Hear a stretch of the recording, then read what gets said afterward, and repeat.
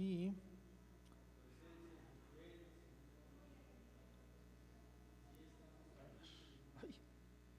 Ya estás en Lucas 18, hermano. Lucas, vamos al capítulo 18, vamos a leer del versículo 9 al 14, para la gloria de nuestro Dios. Glorifica el nombre de Jesús. Cuando tengas la cita, y escucha atentamente y medita en el texto que el Señor trae como principio el día de hoy. Amén. Vamos a leer. Dice: a unos que confiaban en sí mismos como justos y menospreciaban a los otros, dijo también esta parábola. Dos hombres subieron al templo a orar, uno fariseo y el otro publicano.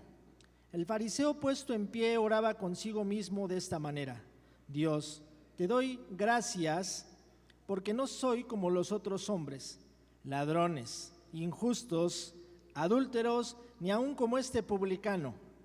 Ayuno 2 veces a la semana, doy diezmos de todo lo que gano. Mas el publicano, estando lejos, no quería ni alzar los ojos al cielo, sino que se golpeaba el pecho diciendo: Dios, sé propicio a mí, pecador. Os digo que éste descendió a su casa justificado antes que el otro, porque cualquiera que se enaltece será humillado, y el que se humilla será enaltecido. Vamos a orar. Señor Jesús, damos la honra, la gloria y la alabanza. Gracias, Padre, por este tiempo, Señor. Gracias porque tú dispones todo, porque tú pones, Dios, los momentos para poder, Señor, reunirnos como iglesia, teniendo comunión unos a otros, y sobre todo, Señor, para escuchar tu consejo. Gracias, Dios, por tu palabra, Señor, esa espada viva y eficaz. Gracias, Dios, porque aquí encontramos, Dios, consejo para cualquier área de nuestra vida, Señor, y te agradecemos porque nos das la oportunidad, Señor, de escucharla, de meditarla. Ministra nuestras vidas, Señor. Ministra nuestras vidas y que tengamos la disposición correcta para aprender lo que tú tienes para nosotros, Señor. En el nombre de Jesús, amén. Amén. Toma tu asiento, mi hermano.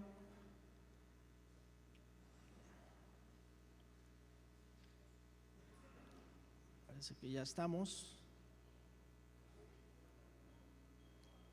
Casi ya. Pues bueno.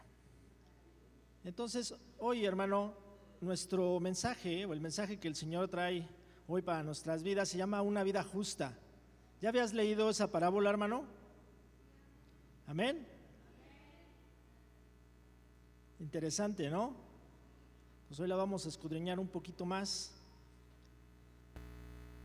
Vamos a pedir al Señor que nos dé ese discernimiento, que nos ayude.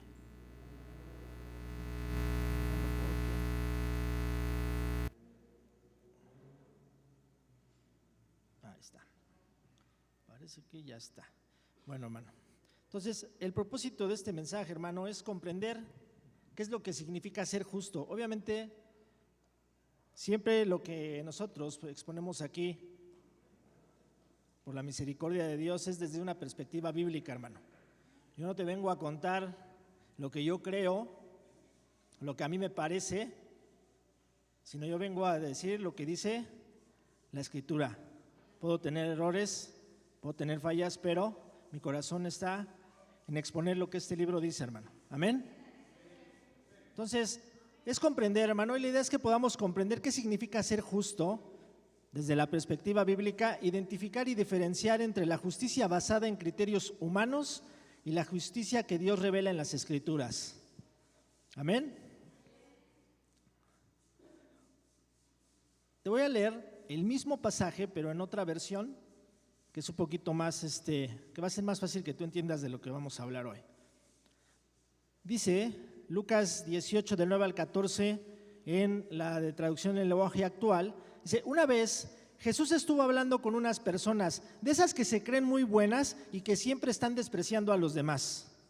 A estas, Jesús les puso este ejemplo. Dos hombres fueron al templo a orar. Uno de ellos era fariseo y el otro cobrador de impuestos.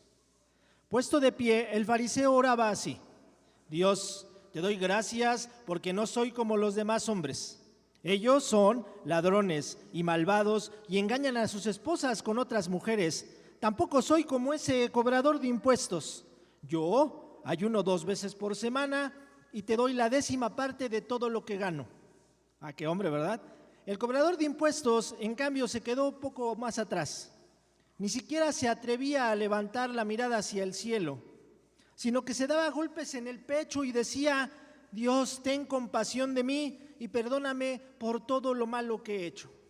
Cuando terminó de contar esto, Jesús les dijo a aquellos hombres: les aseguro que cuando el cobrador de impuestos regresó a su casa, Dios ya lo había perdonado. Pero al fariseo no, porque los que se creen más importantes que los demás son los menos valiosos para Dios. En cambio, los más importantes para Dios son los humildes. Amén. Amén, ¿verdad, hermano? Decía el Señor, hay que ser manso y humilde de corazón, ¿verdad? Y hoy nos lo confirmó. Entonces, capítulo 18, te voy a dar un contexto de lo que leímos en nuestro pasaje principal de hoy. Capítulo 18 del Evangelio de Lucas inicia con la parábola de la viuda y el juez injusto. Quiero pensar que ya leíste todo el capítulo 18 de Lucas, hermano. Es narrada por el Señor Jesús para enseñar la necesidad de orar siempre y no desfallecer. Esta es una parábola antes, un contexto antes del pasaje que acabamos de leer. Esta historia, la de la viuda, muestra que Dios, a diferencia del juez injusto, hará justicia a quienes clamen a Él, subrayando así la importancia fundamental de la fe en la vida del creyente. A continuación, Jesús expone otra parábola que acabamos de leer. Va dirigida específicamente a quienes se consideran justos y desprecian a los demás como inferiores. Al identificar al primer personaje como fariseo, el Salvador deja claro el tipo de actitud que desea corregir. Aunque el fariseo mantiene una apariencia religiosa mediante la oración, en realidad no se dirige a Dios con sinceridad, sino que utiliza esta oración para ensalzar sus propios logros morales y religiosos. En vez de compararse con el modelo perfecto de Dios y reconocer su propia condición pecadora, el fariseo se mide en relación con los demás y se enorgullece de ser superior. La reiteración del pronombre yo en sus palabras pone de manifiesto el estado real de su corazón, vanidad y autosuficiencia.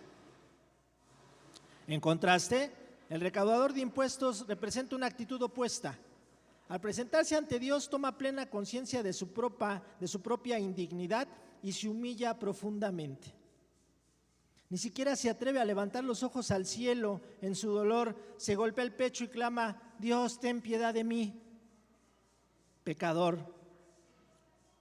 No se considera un pecador más entre muchos, sino que se reconoce el pecador indigno de cualquier favor divino. El Señor Jesús subraya a sus oyentes que este espíritu de humildad y arrepentimiento es lo que agrada a Dios. Contrario a la apariencia humana, es el recaudador de impuestos quien regresa a su casa justificado, pues Dios exalta a los humildes y humilla a los que se engrandecen a sí mismos. Ya te di un resumen, hermano. Amén. ¿Ya podríamos terminar el mensaje? ¿Sí, verdad? Bueno, pues vamos a ampliarlo para que podamos entender. Tenemos que, para poder comprender mejor esta parábola, hermano, tenemos que escudriñar un poco lo que es la justicia a la luz y a raíz del Antiguo Testamento. ¿Por qué? ¿Por qué, hermano? ¿No? ¿Ni idea? Porque el personaje al que se está refiriendo y el que se considera justo a sí mismo es un fariseo. Acuérdate que estamos hablando de 2 personas provenientes del pueblo judío, 2 hebreos, un fariseo y un publicano. Los 2 tenían idea y conciencia, de acuerdo a su ley, lo que era una persona justa. Sí tenían esta idea. El Antiguo Testamento, hermano, el concepto de justicia no se limita al cumplimiento estricto de un conjunto de leyes inmutables. Ahí empezamos con palabras que luego no sabemos, ¿va? Inmutable es aquello que no cambia. Algo inmutable es aquello que no cambia. Entonces, la justicia, hermano, de acuerdo al Antiguo Testamento, no se limita a cumplir un conjunto de leyes que nunca cambian. ¿Qué es lo que quería hacer el fariseo? Seguía la ley así, como decimos, ¿no?, a rajatabla, añadiéndole también sus tradiciones y todo lo que podemos ir viendo y escudriñando en los evangelios. Pero más bien, hermano, el Antiguo Testamento entiende la justicia, escucha bien, hermano, como el resultado de una relación viva y dinámica entre Dios y los seres humanos. Esto lo sabía el fariseo y lo sabía el publicano. Es decir, actuar con justicia, hermano, implica vivir de acuerdo a esa relación, respondiendo a la voluntad y al carácter de Dios en cada situación. Entonces, la justicia real, de acuerdo al concepto del Antiguo Testamento, es una relación viva y dinámica entre Dios y los seres humanos. Ya puedes entender un poquito más por qué el Señor Jesús dice quién es el que baja justificado y quién no. Porque la verdadera justicia de Dios, hermano, se manifiesta en la manera que Él actúa con su pueblo. No en la manera en la que yo me comporto, sino en la manera en la que Dios actúa con nosotros, porque la justicia proviene de Él, especialmente a través de la redención y la salvación. Vamos a leer Isaías 51, 6, hermano. Ahí en Isaías 51, 6. Glorifica el nombre de Dios cuando lo tengas, hermano. Amén. Que Él merece la honra, la gloria y la alabanza. Amén.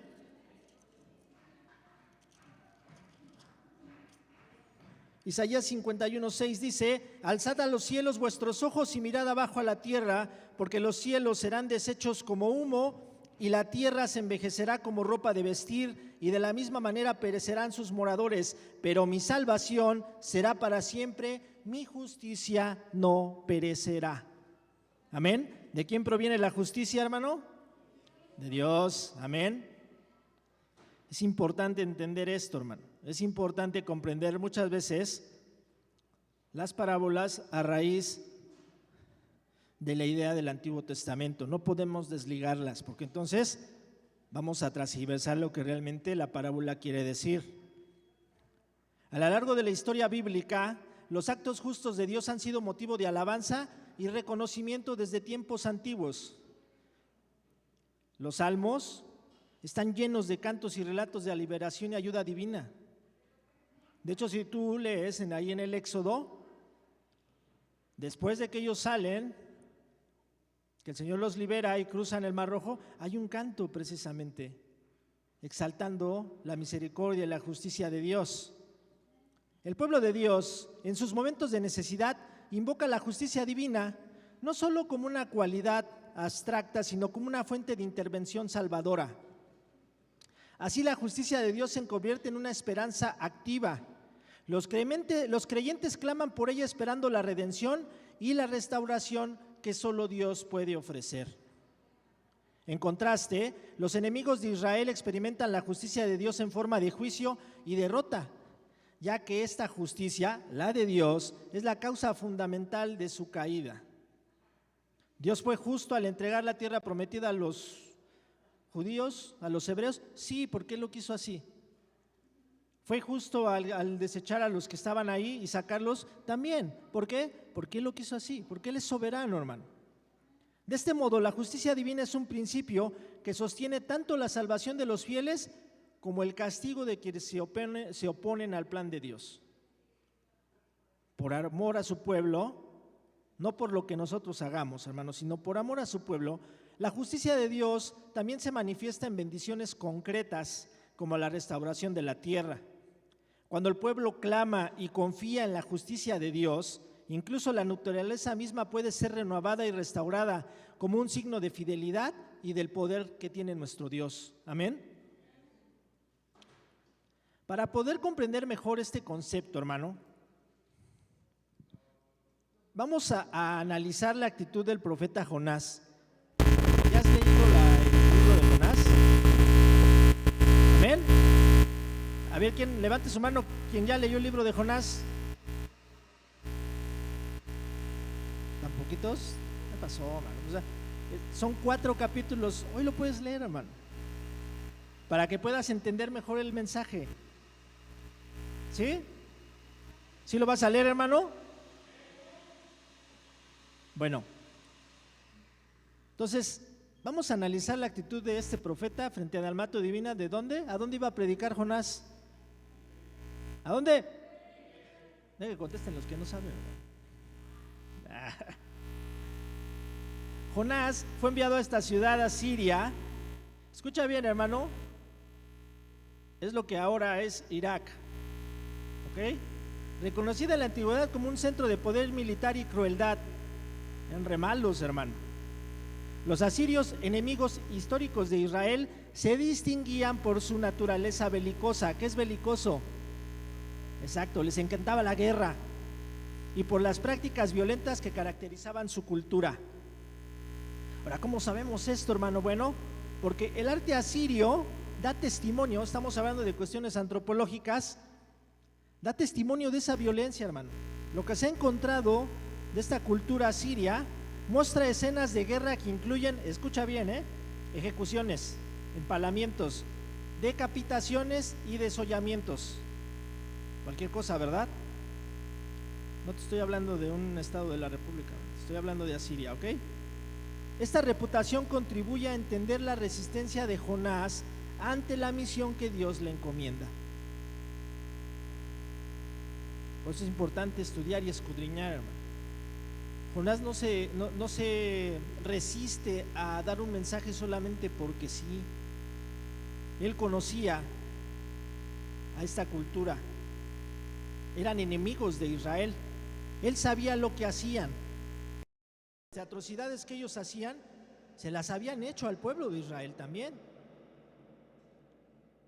Y el Dios de Israel, que prometió cuidar a su pueblo, le pide a uno de sus profetas que vaya a dar un mensaje de misericordia. Jonás se resiste. ¿Por qué? Señor, ¿por qué les vas a mostrar misericordia? Entonces hay un conflicto, hermano. Hay un conflicto que podemos ver aquí en Jonás. Un conflicto entre la justicia humana y la justicia divina. ¿Cuántas veces nos resistimos, hermano, a esto? La actitud evasiva de Jonás ante la orden de Dios de predicar en Nínive revela de manera clara la tensión existente entre dos tipos de justicia, la humana y la divina. Por un lado, la justicia humana puede estar condicionada por prejuicios, resentimientos y criterios personales que limitan la capacidad de ver a los demás con misericordia. Me la hiciste, me la vas a pagar. Eso es lo que dice la justicia humana. Me la hiciste, voy a ver la manera de desquitarme contigo. Jonás, representante de esta visión, se resiste a llevar el mensaje de salvación a un pueblo considerado enemigo y por tanto indigno de recibir la compasión divina. Para Jonás ellos no eran merecedores de esta compasión. En contraste, la justicia de Dios trasciende esas barreras, se caracteriza por su amplitud y por la oferta de arrepentimiento y restauración incluso para quienes han sido adversarios declarados del pueblo de Dios. En este sentido, la experiencia de Jonás frente a Nínive se puede comprender a la luz del texto base que leímos hoy en Lucas 18, del 9 al 14, porque Jonás adopta una actitud semejante a la del fariseo, centrado en sus propios méritos y en su sentido de superioridad moral, mientras que la ciudad de Nínive encarna la actitud del publicano, quien reconociendo su pecado se humilla y busca el perdón divino. Para que puedas comprender un poco más esto, hermano. El fariseo era una de las sectas en ese tiempo que existían ahí dentro del pueblo hebreo. Una secta que era rigurosa en cuanto a la observancia de la ley, a las tradiciones y a todo el concepto religioso. El publicano también, como te comenté, era un judío. Y te lo voy a explicar para que tengas un poquito más de comprensión. El publicano era alguien que los romanos habían tomado. El publicano es un cobrador de impuestos, pero ¿para quién cobraba los impuestos? para el Imperio Romano. Entonces, a la vista del fariseo y de muchos hebreos, también de los saduceos y de otros, el publicano era considerado un traidor a su patria. Porque aparte los publicanos también tenían la fama, y era real, pues de que eran medio ladrones. No por nada el fariseo empieza a expresar esto, ¿no? Son ladrones y son adúlteras. O sea, si tenían que cobrar 5, cobraban 8, porque los publicanos eran personas adineradas y con favor del Imperio Romano. No eran cualquier persona, eran personas que tenían ciertos privilegios de parte del Imperio Romano, y por eso los otros grupos, aun siendo de su mismo pueblo, los odiaban, los consideraban unos traidores. Entonces, ¿te das cuenta cómo podemos ya identificar mucho a Jonás y al pueblo de Nínive con esta parábola? A lo mejor el fariseo tenía muchas razones para odiar a este publicano, a este cobrador de impuestos. ¿Por qué crees que un publicano también fue parte de los discípulos del Señor Jesús?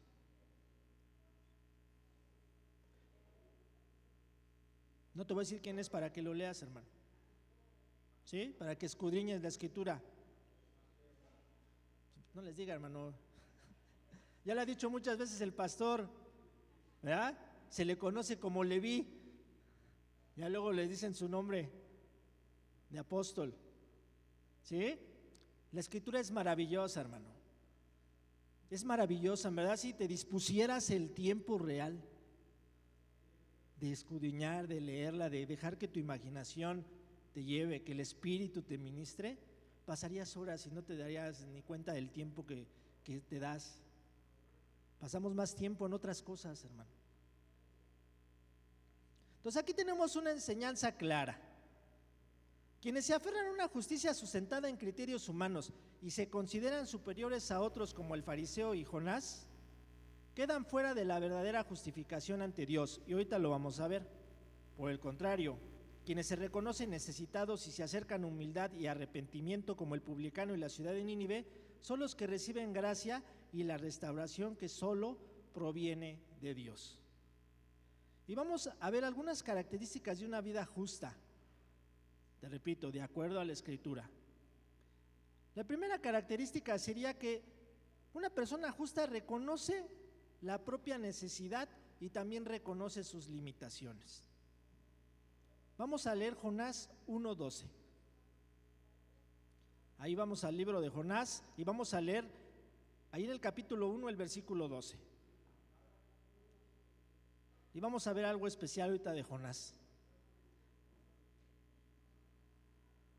¿Sí conoces la parábola de Jonás, hermano, aunque no la hayas leído, que es muy conocida? ¿O te doy una perspectiva rápida? Vamos rápido. El Señor le llama a Jonás y le dice: tienes que ir a Nínive y tienes que ir a declarar este mensaje. Y le dice que vaya a Nínive, ya les dije que es Irak, y él se va para el otro lado, para el lado contrario. ¿Verdad? Dicen algunos que ahora donde la región donde él va es lo que probablemente ahora es España. O sea, España, hermano, era considerado el fin del mundo, ya no había más para allá. Hasta en ese tiempo lo he conocido, ya no había más. Entonces, como si a mí me dicen, ve a Azcapotzalco y me voy a Xochimilco.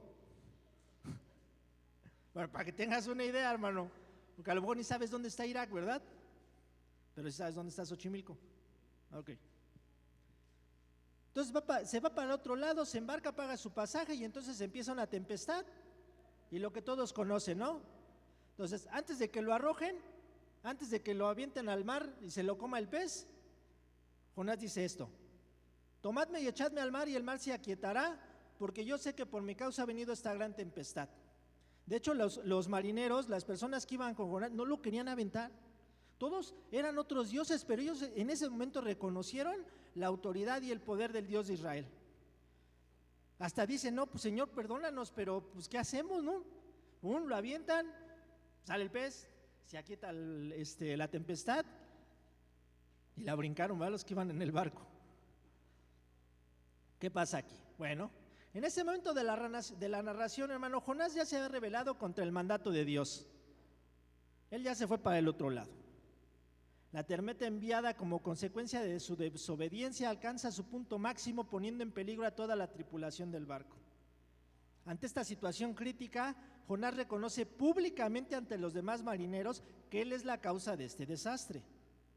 Su confesión implica un reconocimiento de su responsabilidad y de sus propias limitaciones, admitiendo que la tempestad es el resultado directo de su huida de la voluntad divina. Jonás, consciente de la gravedad de su acción y de la necesidad de una solución, propone que lo arrojen al mar para que la tormenta se calme. Este acto no solo refleja su reconocimiento del error cometido, sino también su disposición a asumir las consecuencias de sus actos en beneficio de los demás. Hasta ahí todo bien con Jonás. Así Jonás da un ejemplo claro de cómo el reconocimiento de la propia necesidad y limitaciones es una característica esencial de una vida justa según la Escritura. Vamos a Romanos 12 del 3 al 4, hermano, para afirmar esta idea a la luz del Nuevo Testamento. Romanos 12 del 3 al 4. Amén. Dice la Escritura, digo, pues, por la gracia que me es dada a cada cual que está entre vosotros, que no tenga más alto concepto de sí que el que debe tener, sino que piense de sí con cordura, conforme a la medida de fe que Dios repartió a cada uno, porque de la manera que un cuerpo tenemos muchos miembros, pero no todos los miembros tienen la misma función. Aquí el apóstol Pablo resalta la importancia de reconocer nuestras propias limitaciones y la necesidad de depender de Dios, evitando actitudes de autosuficiencia o de superioridad moral. No debemos de creernos más que los demás, hermano. Jonás, al reconocer su responsabilidad durante la tormenta y admitir su error ante los marineros, muestra humildad y autoconocimiento. De ese mismo modo, Pablo enseña que la vida justa no se fundamenta en méritos personales ni en la comparación con otros, sino en una valoración honesta de uno mismo y en la confianza en la justicia y la gracia que provienen de Dios. O sea, Pablo está muy consciente, como un rabino judío, como alguien que conocía la Escritura, de este concepto de justicia. Esta justicia proviene de Dios, la justicia proviene de Dios. Y uno es justo por la relación que uno tiene con Dios. Por tanto, la humildad a la que nos llama Dios a través del apóstol implica no solo un reconocimiento de nuestras debilidades, sino también una apertura genuina a la acción transformadora de Dios en nuestras vidas. Esta actitud permite la edificación de una comunidad en la que cada miembro, consciente de su función y de sus límites, contribuye al bienestar común y refleja el carácter justo que la Escritura propone. Estamos hablando también, hermano, de relaciones unos con otros. Estamos hablando que precisamente esta actitud de no considerarnos más que los demás, de caminar en una actitud de humildad, también contribuye a la unidad. Amén. Contribuye a una relación sana unos con otros, hermano.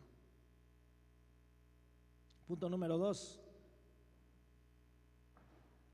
Debemos de ser humildes ante Dios, hermano. ¿Qué? Evitando ¿qué? La autosuficiencia, o sea, creer que nosotros podemos solos. Vamos a leer mismo ahí en Jonás 2 del 1 al 2. Otra parte del libro de Jonás. Dice, entonces oró Jonás al Señor su Dios desde el vientre del pez y dijo, invoqué en mi angustia al Señor y Él me oyó. Desde el seno del Seol clamé y mi voz oíste.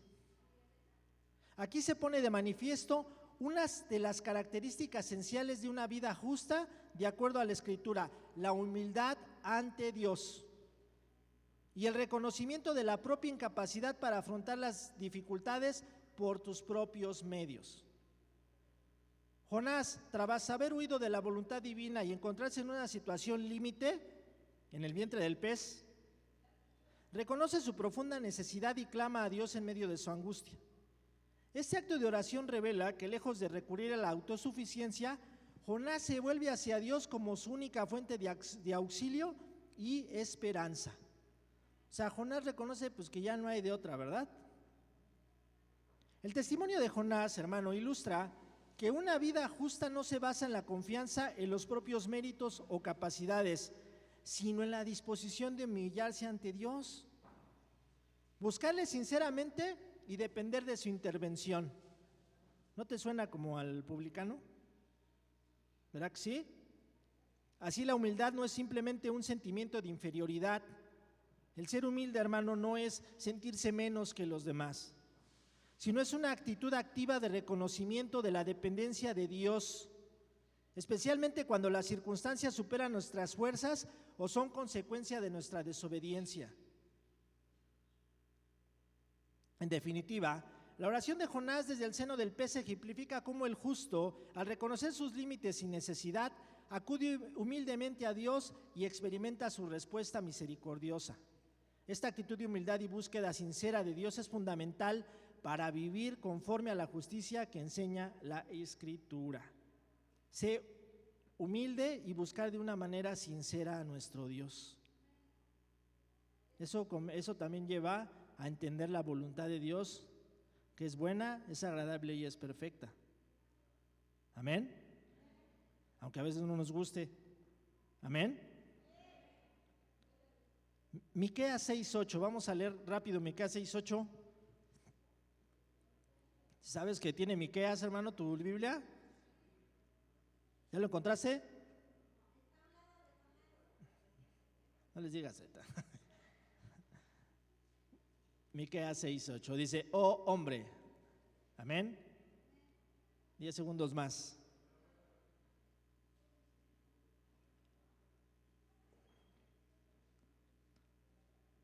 Dice: oh hombre, Él te ha declarado lo que es bueno. ¿Quién? Dios, hermano. ¿Y qué pide el Señor de ti? Solamente hacer justicia, amar misericordia y humillarte ante tu Dios. Se oye fácil, ¿verdad? ¿Sí o no, hermano? Bueno, aquí Miqueas, Dios a través de Miqueas, señala de manera clara que Dios ya ha mostrado al ser humano lo que es bueno y lo que espera de él. Es que no sé cómo hacerlo bueno, ya lo sabes, hermano.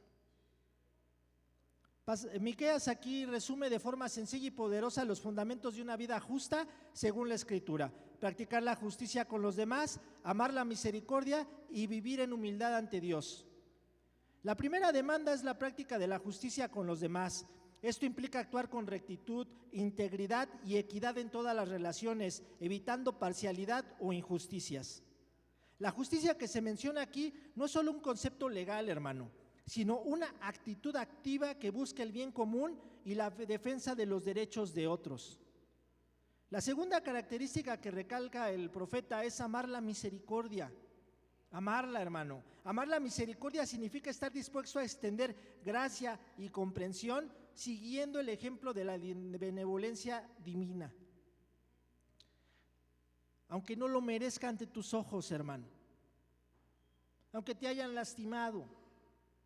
El amor por la misericordia va más allá de simples actos de compasión. Le voy a dar chance, no, hermano. Es una disposición del corazón que se refleja en la manera en que tratamos a los demás, mostrando bondad y perdón, especialmente cuando nos han fallado o están en necesidad. Finalmente, el profeta destaca la importancia de humillarse ante Dios. Esta expresión implica reconocer nuestra dependencia y limitaciones ante el Creador, evitando la autosuficiencia y el orgullo. Alejados de Dios, nada podemos hacer. Humillarse ante Dios es aceptar su soberanía y buscar su voluntad con sinceridad, reconociendo que sin Él no podemos alcanzar una verdadera vida justa. Es abrirnos a la guía y transformación que Dios quiere realizar en nosotros, hermano. Permite que Dios vaya transformando nuestra vida, amén. Punto número 3. Confía o confianza en la justicia que proviene de Dios, no en tus propios méritos. Y aquí es donde ya se pone mal el asunto con Jonás, hermano. Jonás 3, 6 al 10, vamos a leer, por favor. Jonás, capítulos 3, versículos 6 al 10.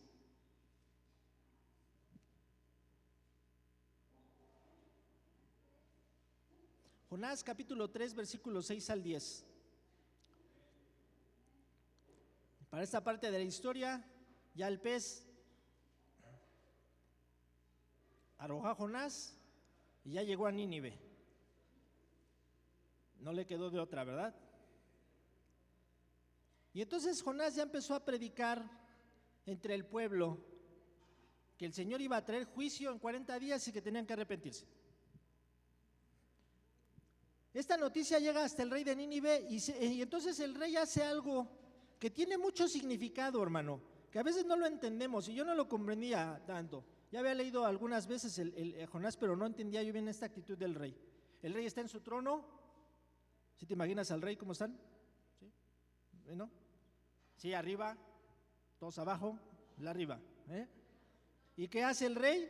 Se levanta de su silla, se quita sus vestidos hermosos, se cubre de cilicio y se sienta sobre ceniza. Los que ya han tomado antropología cultural ya saben lo que es un cilicio. Era como un chaleco, hermano, como de esos costales donde se guardan ahora los chiles, se transportan algo rugoso que se ponían y se sentaban sobre ceniza. O sea, era una actitud de humillación. Él se baja de su trono y se humilla. Entonces hace proclamar y anuncia en Nínive por mandato del rey y de sus grandes, diciendo: hombres y animales, bueyes y ovejas, no gusten cosa alguna, no se les dé alimento ni beban agua, sino cúbranse de cilicio hombres y animales, y clamen a Dios fuertemente y conviértanse cada uno de su mal camino, de la rapiña que hay en sus manos. ¿Quién sabe si se volverá y se arrepentirá Dios y se apartará del ardor de su ira y no perecemos? Y vio Dios lo que hicieron, que se convirtieron de su mal camino y se arrepintieron del mal que había dicho que les haría. ¿Y qué creen que pasó? Y no lo hizo. Experimentó un pueblo con estas características la misericordia de Dios, hermano. Amén. El acto del rey de bajarse de su trono, de cubrirse de cilicio, sentarse en ceniza y proclamar ayuno, representa una actitud de humillación y reconocimiento de la propia necesidad, permitiendo que la gracia de Dios obre sobre la ciudad. Él no se ensoberbeció, él aceptó y dijo: pues si estamos mal. La actitud del pueblo y su rey refleja una respuesta genuina a la exhortación de Jonás, mostrando arrepentimiento y una disposición de cambiar sus acciones. El énfasis no está en los méritos propios ni en la autosuficiencia. No es porque hayan ayunado todos, es por la actitud que mostraron, sino en la búsqueda sincera de la misericordia divina. La pregunta que hace ahí el rey, que dice: ¿quién sabe si se volverá y se arrepentirá Dios y se apartará del dolor de su ira y no pereceremos? Manifiesta una esperanza en la compasión de Dios más que en la justicia propia. Aquí el rey está diciendo: bueno, pues ya está esto decretado, pues vamos a hacer esto a ver si nos salvamos. No estaba seguro que fuera así. Finalmente, el texto concluye mostrando que Dios vio lo que hicieron, que se apartaron de su mal camino y decidió no ejecutar el juicio que él había anunciado. Así se pone de manifiesto que la justicia que salva no depende de los méritos humanos, sino de la respuesta misericordiosa de Dios ante un arrepentimiento auténtico. Amén. Vamos a Romanos 5, 1 y 2, hermano. Estos versículos ya no los debíamos de saber de memoria, hermano. Glorifica el nombre de Dios cuando lo tengas.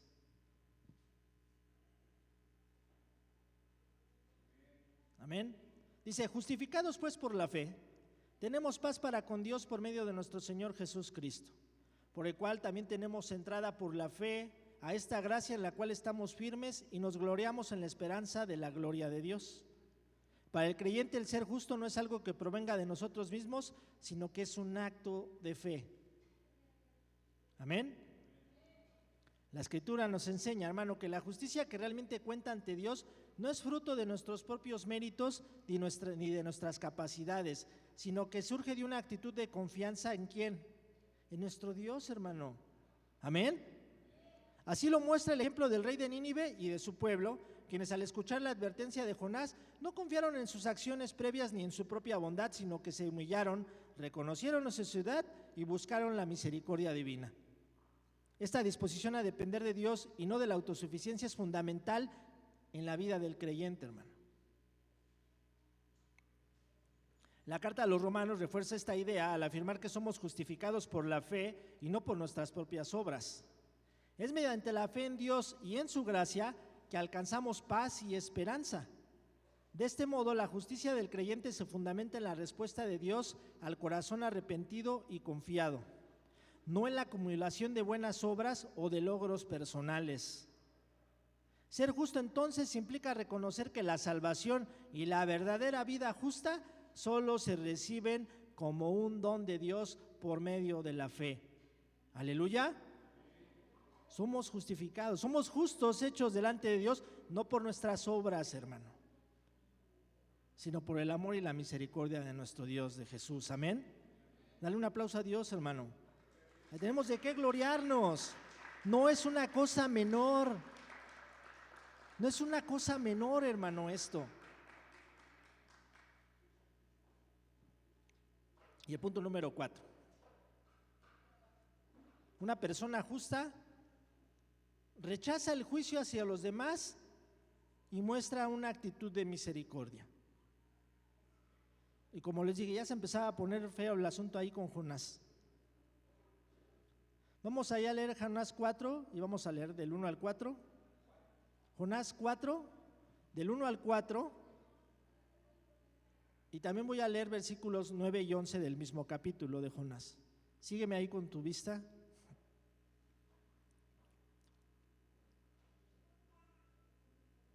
Ya se arrepiente el pueblo y empieza el capítulo 4. ¿Y qué pasó con Jonás? Se apesadumbró en extremo y se enojó. Y oró a Adonai y dijo: ahora, oh Señor, ¿no es esto lo que yo decía estando aún en mi tierra? Por eso me apresuré a huir a Tarsis, porque sabía yo que tú eres Dios clemente y piadoso, tardo en enojarte y de grande misericordia, y que te arrepientes del mal. Ahora pues, oh Señor, te ruego que me quites la vida, porque mejor me es la muerte que la vida. Y Adonai le dijo: ¿haces tú bien en enojarte tanto? Continúa ahí en el 9 al 11. Entonces dijo Dios a Jonás: ¿tanto te enojas por la calabacera? Y él respondió: mucho me enojo hasta la muerte. Y dijo Adonai: ¿tuviste tú lástima de la calabacera en la cual no trabajaste, ni tú la hiciste crecer, que en espacio de una noche nació y en espacio de otra noche pereció? Y no tendré yo piedad de Nínive, aquella gran ciudad donde hay más de 120,000 personas que no saben discernir entre su mano derecha y su mano izquierda, y muchos animales. Y así acaba, ¿no?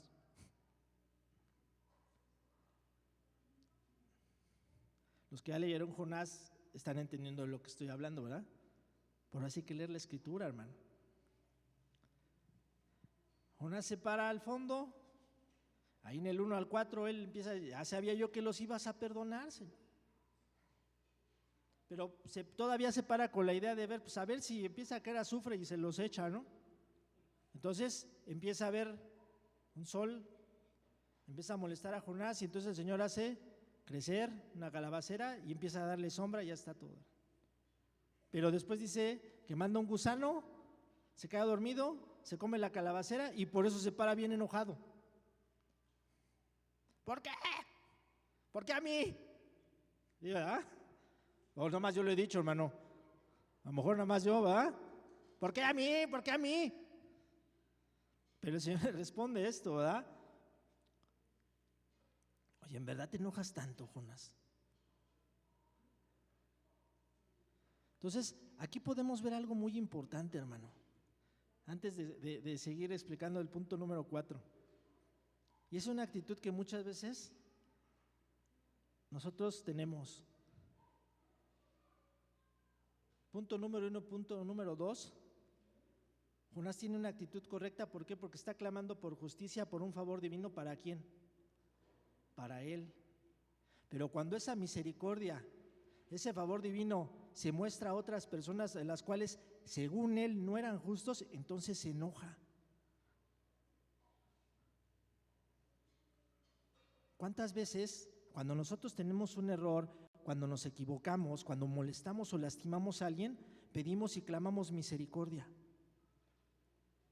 Pero cuando es a nosotros a los que nos lastiman, cuando es a nosotros a los que nos ofenden, cuando nosotros somos los afectados, pues no queremos perdonar.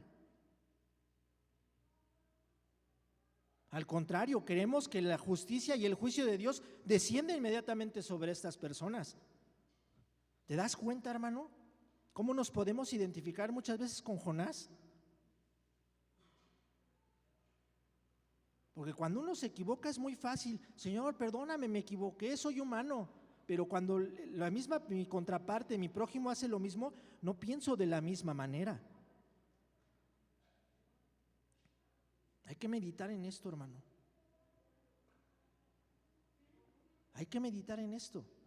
Porque la actitud de Jonás ante la misión encomendada por Dios pone de manifiesto un contraste significativo entre su disposición y la de una persona verdaderamente justa según la Escritura. Jonás, al conocer el carácter misericordioso de Dios, se resiste a predicar a Nínive porque teme que si la ciudad se arrepiente, Dios tendrá compasión y los perdonará. Esta reacción revela que Jonás, más que alegrarse por las posibilidades de salvación para los ninivitas, se deja llevar por el juicio y la falta de misericordia, mostrando una actitud distante de la justicia divina. Mientras que la persona justa rechaza el juicio hacia los demás y adopta una actitud de misericordia, Jonás se incomoda ante la compasión de Dios. Hermano, una persona justa rechaza el juicio hacia los demás y adopta una actitud de misericordia, aunque no tenga motivos y razones dentro de lo natural para hacerlo. La justicia genuina, hermano, no consiste solo en conocer el carácter de Dios, sino en reflejarlo en nuestra propia vida, mostrando la misma disposición de perdón y gracia que Dios tiene para con nosotros y para con los demás, hermano. Amén. Así, en contraste entre Jonás y la persona justa, subraya la importancia de no limitar la misericordia de Dios, sino abrirse a ella y extenderla a todos, siguiendo el ejemplo del propio Dios, que es clemente y piadoso, lenta para la ira y grande en misericordia. Amén. Ese es nuestro Dios, hermano. Y tenemos que actuar de la misma manera, porque Él es clemente, piadoso, lento para la ira y grande en misericordia. Y Él ha mostrado su misericordia para cada uno de nosotros, hermano. Porque si Él nos pagara conforme nosotros, por todo lo que hemos hecho, pues yo no sé, a lo mejor tú sí eres muy justo, pero yo ya no estaría aquí, hermano. Yo ya no estaría aquí. Por eso es que alabo al Señor, por eso es que le agradezco todo lo que hace en mi vida, hermano. Amén. Vamos a leer Mateo 11:29, hermano. Mateo 11:29.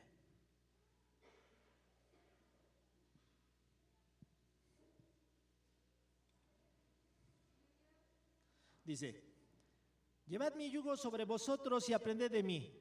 ¿De quién, hermano? Amén, de Jesús, que soy manso y humilde de corazón, y hallaréis descanso para vuestras almas. Una de las características fundamentales de una persona justa, según la enseñanza bíblica, es la capacidad de aprender del ejemplo del Señor Jesús. El justo adopta una actitud de mansedumbre, mostrándose dispuesto a ser enseñado y guiado, reconociendo sus propias limitaciones y necesidades. Esta mansedumbre no es una debilidad, sino apertura y humildad para dejarse instruir por Dios y por su palabra. En el caminar diario, el justo lleva el yugo del Señor, lo que implica aceptar su dirección y someterse voluntariamente a su voluntad. Esta actitud de humildad y entrega se traduce en un descanso verdadero para el alma, pues la confianza y la dependencia en el Señor liberan de la carga de la autosuficiencia y el esfuerzo por alcanzar méritos propios. De este modo, la vida justa se distingue por reflejar la humildad y mansedumbre de Cristo, permitiendo que Dios transforme el corazón y te otorgue o nos otorgue paz interior. El descanso prometido por el Señor es fruto de esta vida entregada y confiada en Él, que rechaza el orgullo y abraza la enseñanza divina, hermano. ¿Qué rechaza? El orgullo, hermano. Una persona humilde no es orgullosa. Una persona orgullosa no es humilde. Amén. Vamos a leer Isaías 45 del 20 al 25, hermano, para ir terminando. Glorifica el nombre de Dios cuando lo tengas, hermano. Isaías 45 del 20 al 25.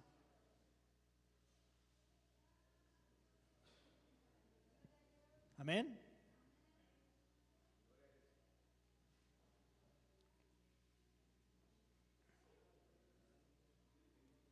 Dice: reuníos y venid, juntaos todos los sobrevivientes de entre las naciones. ¿No tienen conocimiento aquellos que erigen el madero de su ídolo y los que ruegan a un Dios que no salva? Proclamad y hacedlos acercarse y entren todos en consulta. ¿Quién hizo oír esto desde el principio y lo tiene dicho desde entonces, sino yo, Adonai? Y no hay más Dios que yo, Dios justo y salvador, ningún otro fuera de mí. Mirad a mí y sed salvos, todos los términos de la tierra, porque yo soy Dios y no hay más. Por mí mismo hice juramento, de mi boca salió palabra en justicia y no será revocada. Que a mí se doblará toda rodilla y jurará toda lengua, y se dirá de mí: ciertamente en Adonai está la justicia y la fuerza. A él vendrán y todos los que contra él se enardecen serán avergonzados. En Adonai será justificada y se gloriará toda la descendencia de Israel. Amén. Amén, hermano. Querido hermano, el mensaje del Señor nos exhorta a abrazar una vida justa, no basada en nuestras propias fuerzas o en nuestros méritos, sino mediante la fe en Jesús Cristo. Amén. A lo largo de la Escritura se nos recuerda que la verdadera justicia ante Dios no surge de la autosuficiencia, sino de una actitud humilde, confiada y dependiente de la gracia divina. Para vivir una vida justificada en el Espíritu es esencial liberarse de los ídolos y prejuicios que nos rodean y nos dificultan seguir el camino de justicia que Dios desea para nosotros. Estos obstáculos, hermano, pueden manifestarse tanto en creencias erróneas como en actitudes que nos alejan de la misericordia y el perdón divino. Perdón.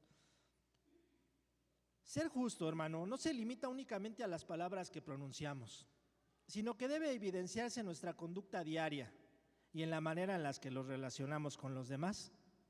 Una vida justa implica que nuestra fe en Jesús Cristo se traduzca en acciones concretas, mostrando compasión, humildad y mansedumbre, tal como Jesús nos enseñó, hermano.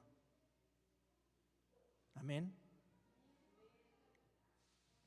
La justicia que proviene de Dios se refleja especialmente en nuestra relación con los demás. El rechazo al juicio y la disposición a la misericordia, la humildad para reconocer nuestras propias limitaciones y la confianza en la justicia divina son características fundamentales de una vida justa según la perspectiva bíblica. Te lo voy a volver a leer, hermano. El rechazo al juicio y la disposición a la misericordia, la humildad para reconocer nuestras propias limitaciones y la confianza en la justicia divina son características fundamentales de una vida justa según la perspectiva bíblica. ¿Quién quiere vivir una vida justa, hermano? Amén. De este modo, respondemos al llamado del Señor de vivir conforme a su ejemplo, siendo testigos de su gracia y de su amor en nuestro entorno, hermano. ¿Has visto la gracia de Dios en tu vida, hermano? Amén. ¿Has visto el amor que tiene para con nosotros el Señor? Porque si no lo puedes ver, hermano, voltea al que tienes a tu lado. Cuando te despiertes, voltea a ver a tus hijos si los tienes. Voltea a ver a tu esposo, voltea a ver a tu esposa. Ponte en el espejo, hermano. Y reconoce que si estamos de pie, que si estamos con Él, que si estamos vivos es solamente por su gracia y por su misericordia, no por nuestros méritos. Amén. Ponte de pie, hermano, vamos a orar.